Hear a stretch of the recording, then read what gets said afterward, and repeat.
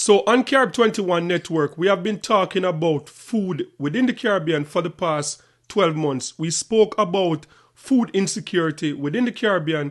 We also spoke about the high cost of food in the Caribbean, with the Caribbean region being one of the highest in terms of food costs in the entire world.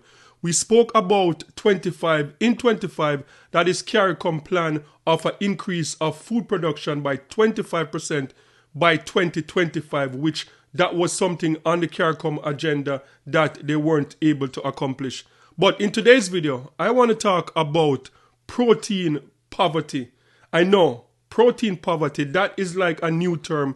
And this is brought on by a conversation and an article that Lisa Hanna, former Miss World and Member of Parliament in Jamaica, addressing the issue of protein poverty in Jamaica, and a report that came out saying up to 67% of Jamaicans are experiencing protein poverty. They are not getting the required amount of protein intake on a daily basis that your body needs to function the right way. And because we know that in Jamaica, the main source of protein in Jamaica is chicken, because everybody knows that KFC is Jamaica's national dish. So that is what I want to talk about today. I want to talk about the whole idea of protein poverty. Let's talk about it.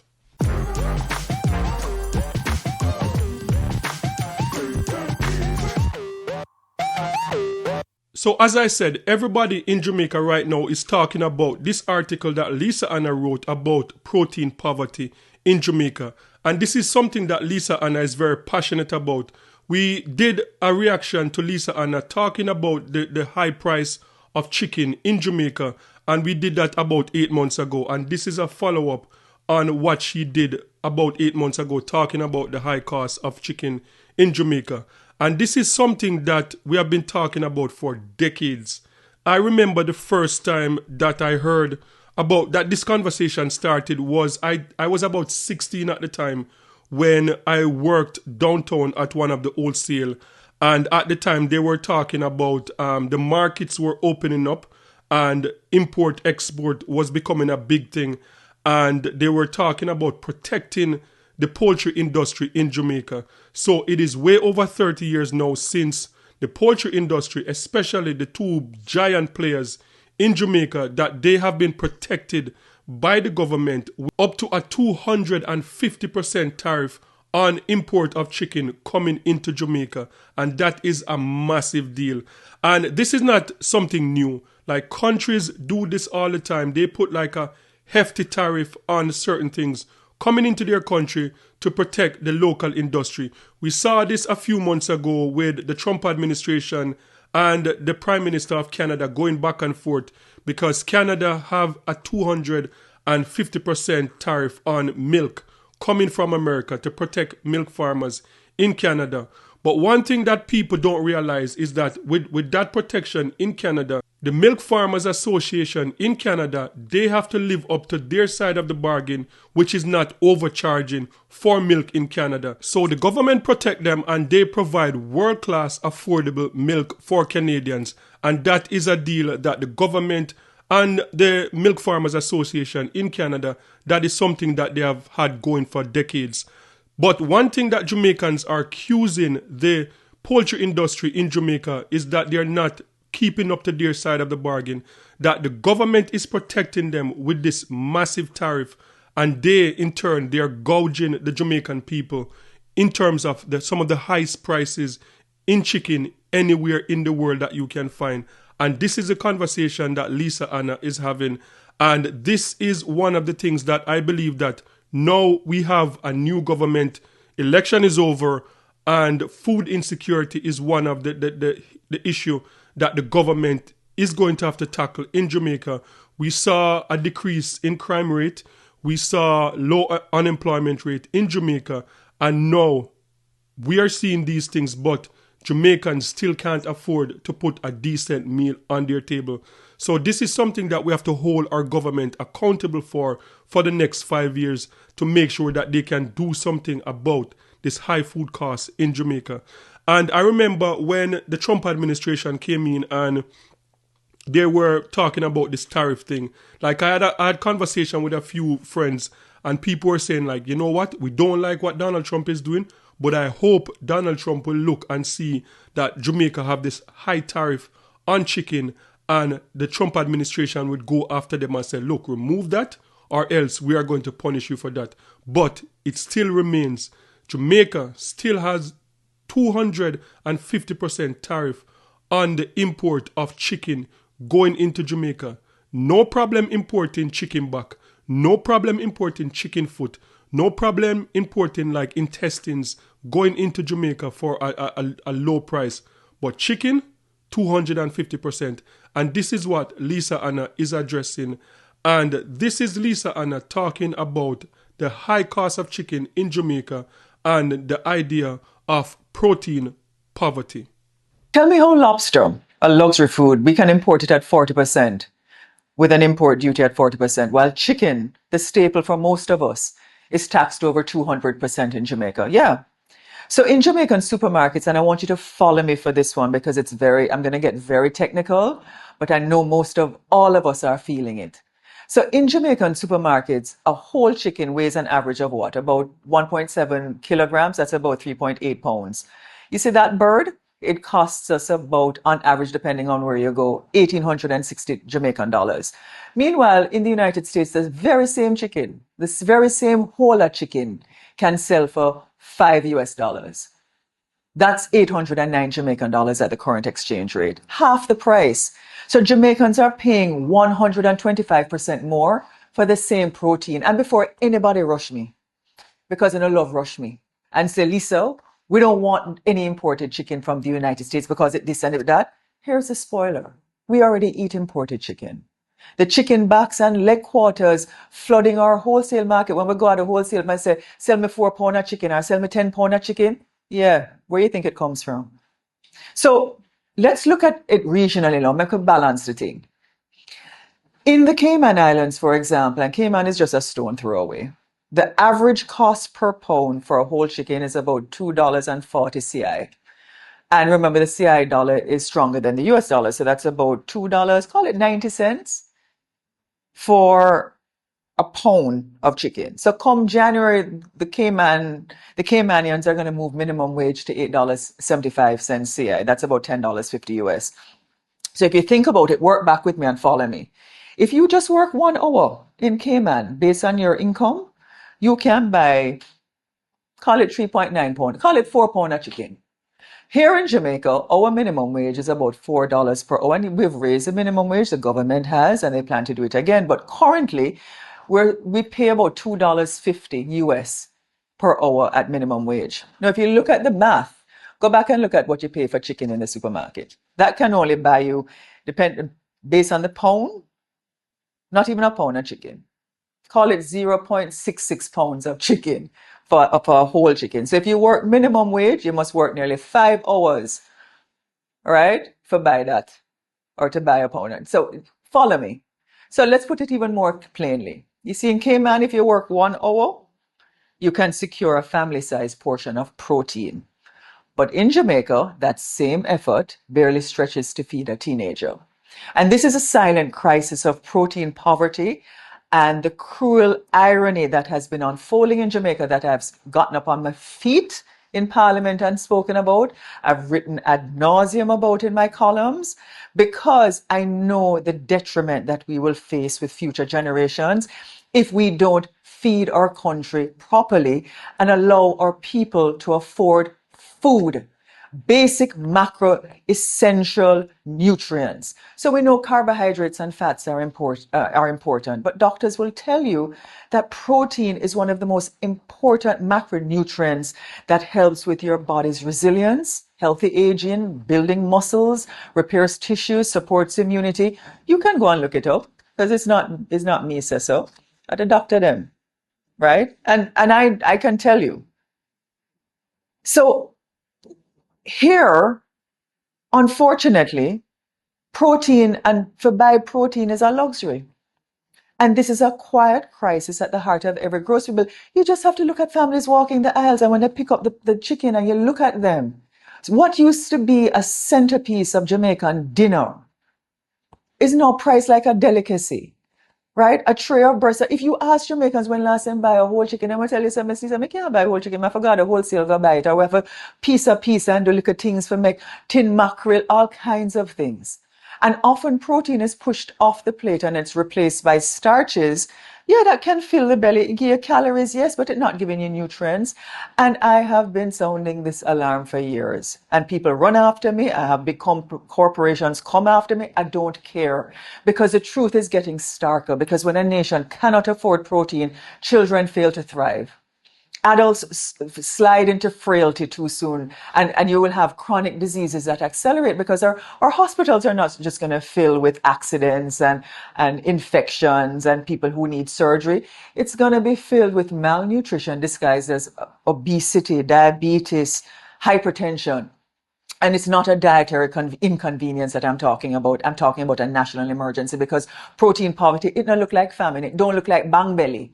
It creeps in quietly. It is a mother who has to always buy chicken back instead of being able to buy a chicken breast or a whole chicken because it's all she can afford. It's a father who boil one whole pot of rice and make some gravy with only some scraps of meat for flavor. It's a child who probably have to get one big bowl at night time after him come home from football practice and one big jug of water for go in bed or some sugar and water to put that mother to make sure that he feels full.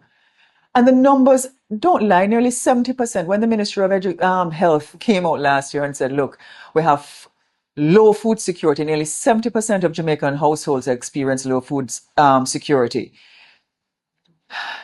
It tells you.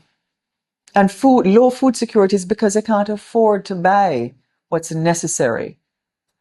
So the uncomfortable truth is that it's our own policies that's making food more expensive for Jamaican people. And if you look back, you will see me talk about those policies. It's an import substitution model that has been crafted for another era. Look at lobster, 40% versus chicken, 200%.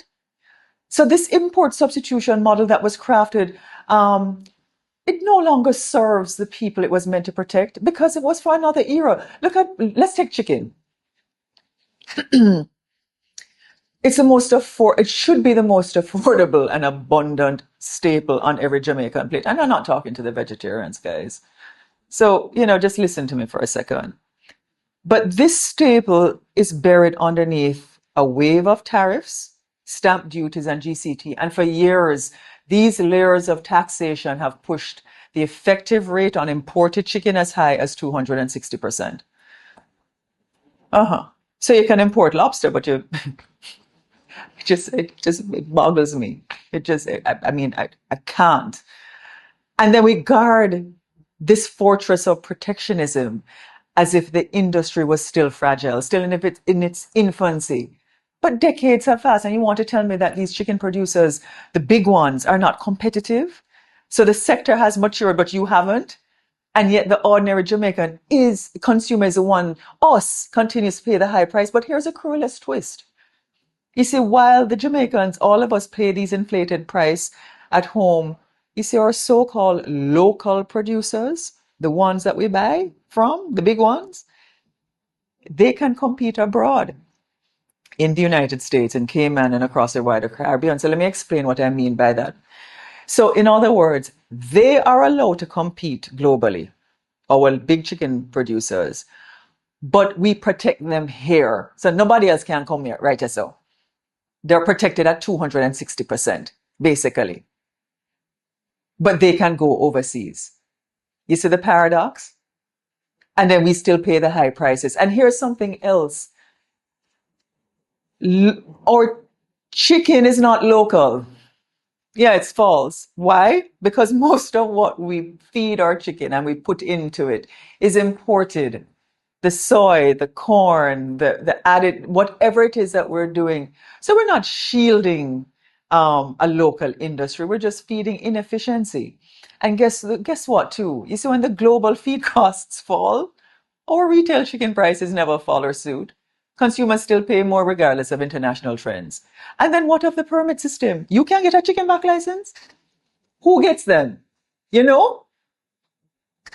And these are the cuts for the poor, the ones that they have to eat because them can't afford the whole chicken. And them have to buy it piece a piece. You don't know who's getting the chicken back license. So guess what? This is not free enterprise. It's a food monopoly masquerading as food security, and successive administrations have done it. I'm so happy I'm able to say that. And on one side, and the two side. So we need protein justice. Yeah, we need justice for protein in this country, so that I'm not laughing about it. It's a moral imperative. So what do we need to do? We need a policy reset. We need to reduce tariffs on poultry products to reasonable levels. Duties above 200% can't be defended in this modern economy. Moderate rates would give consumers relief while pushing producers to become more efficient. We also need to cut duties on inputs for other small farmers in chicken, things like corn, soy, vaccines. Although I think we have a big market with organic chicken for exports. Yeah, so you can't tax your ingredients. That's a contradiction. We have to do something for our small farmers and reform the permit system. We don't need to give discretionary approvals enriching a handful of middlemen. Chicken back licenses and other permits must be transparent. Whoever want to bring in chicken, we must know. Go to Parliament with it. Sit down in front of Parliament and make it public so we know. These are the things Jamaicans want to know. And we need to build out an internationally HACCP approved central slaughterhouse. Farmers across Jamaica should be able to bring their chickens to a single facility where they can be processed, inspected, packaged at the highest global standards, so that they don't have to rely on the big man for help them out. They should be given the guarantee of equity and create a fair market where small and medium farmers, they can compete alongside the large ones. I would say we also need to invest in innovation. Jamaicans can't depend forever on imported feed, and we need research alternatives. And finally, I would say this. Anything that we are doing, public health needs to be the guiding principle of our food policy, because it can't be measured not just by the profits of one company or by two, but by whether Jamaican families can put protein on the table. So this is more than economics, guys. It's morality. We can't keep hiding behind slogans of the past. I mean, I saw even before the election, so me not bother go there so. But we can't continue to justify a system that protects monopolies while our people suffer. We must ask ourselves, who are we really protecting?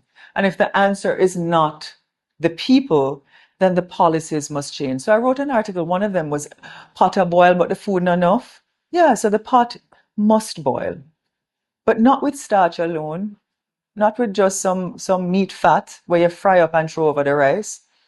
No, it must boil with health, it must boil with dignity, and it must boil with protein that our people need to live long and strong. So that was Lisa Hanna. And one thing people were accusing Lisa Hanna about is about the hypocrisy, because people were saying that, look, you are a part of the People's National Party, and the People's National Party, like this whole thing about the tariff and the protection for the giants in Jamaica, the poultry industry, was started under the People's National Party.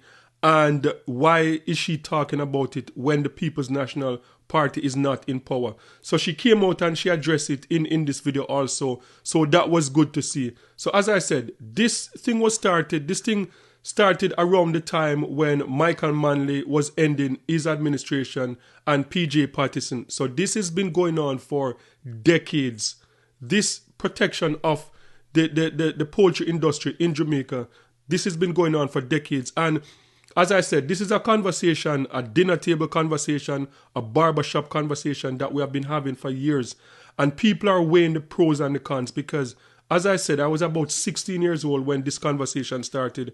And the idea was about protecting the local farmers, protecting Jamaican jobs. And for years now, we have been having the conversation.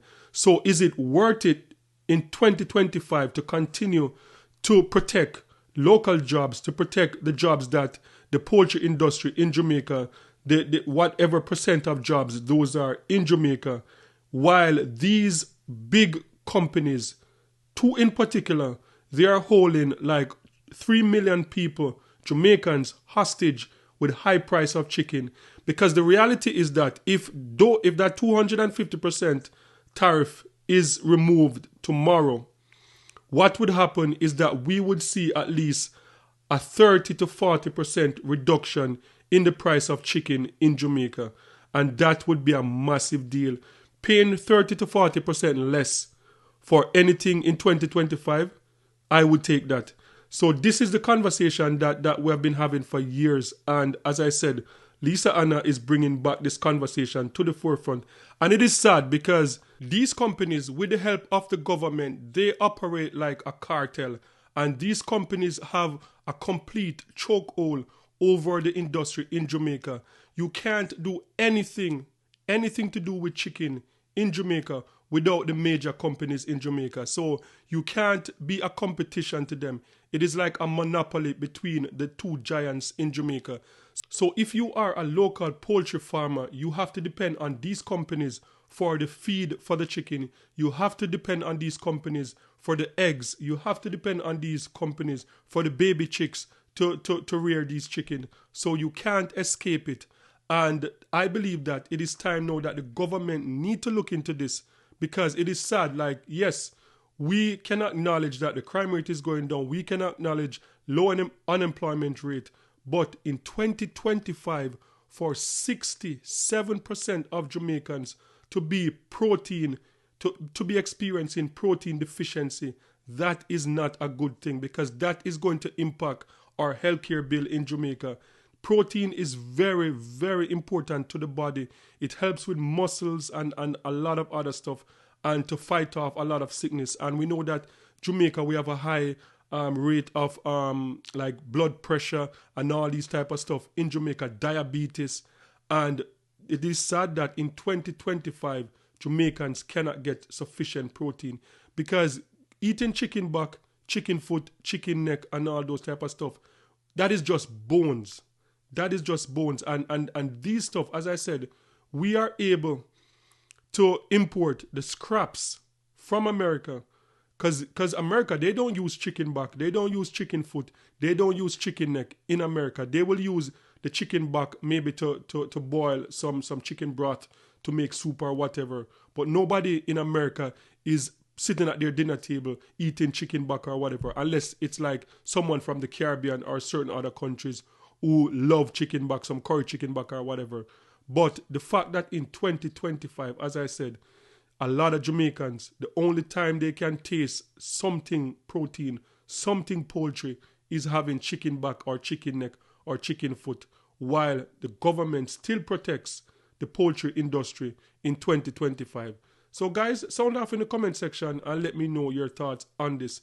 Do you believe that it's time for the government to lift the tariff from protecting the poultry industry in Jamaica, and just to open it up, make it feasible for the Jamaican market to be flooded with chicken from America, from Canada, even from Guyana or other places in the Caribbean? Sound off in the comment section and let me know your thoughts on this one. And don't forget to like, share, and subscribe for more amazing content. And remember, peace. I'm out.